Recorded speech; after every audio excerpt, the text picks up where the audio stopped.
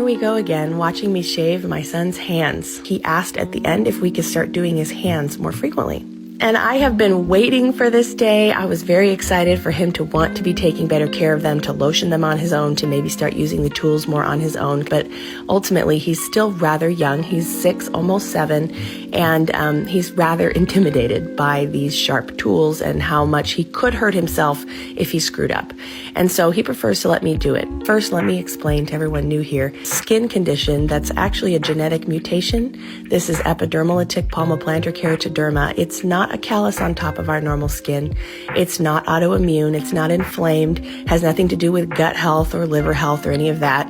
I know most skin conditions do, but this isn't. In this case, we have a mutation in the keratin 9 gene, just that one gene, which affects the skin on the hands and feet. And so this is normal skin, just like your skin on your hands, except that it grows with vastly more keratin produced in it than normal skin.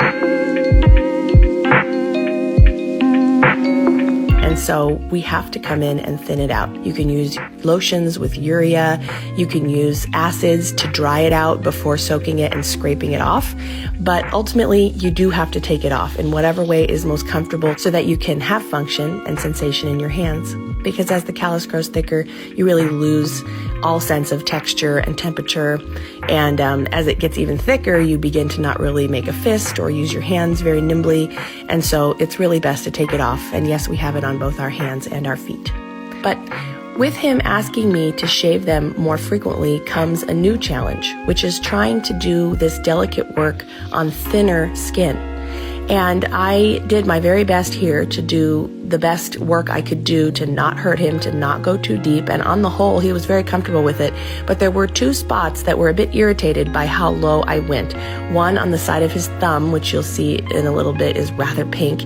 And on his wrist at the very bottom of the callus, I cut just slightly too deep. No bleeding, but uncomfortable.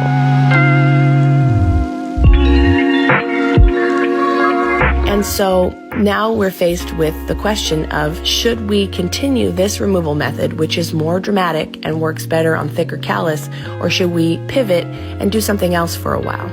So after a discussion with him, we decided that we're going to try sanding his hands, which is one of the 2 ways that's recommended to take this skin off, since we have to take it off. Either removal with a blade, that could be a scalpel, a callus shaver, what have you, or filing it down in some way like with a rotary sander. He should be able to do the sanding himself, and with my instruction and help, be able to learn how to use that a bit sooner in his life than being able to use this callus shaver and the hangnail clippers. And also, it will allow him to take it down more frequently without any risk of cutting too deep because the skin is thinner. So for now, this works. His hands look a lot cleaner and a lot better, and we'll be able to clean in those cracks now that they're shaved down so thin.